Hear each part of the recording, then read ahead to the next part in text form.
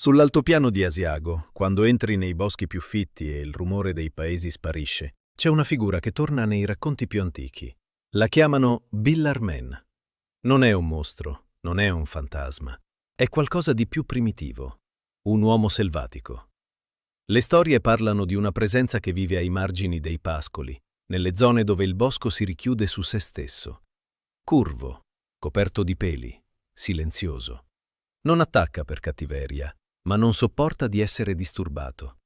I pastori raccontavano che quando le mandrie si agitavano senza motivo e i cani ringhiavano verso il nulla, significava una cosa sola. Qualcuno stava osservando dal limite degli alberi. Non si avvicina ai paesi, non entra nelle case, rimane dove l'uomo non dovrebbe restare troppo a lungo. Il Billarman non è la paura del buio, è la memoria di quando l'uomo non dominava ancora il bosco.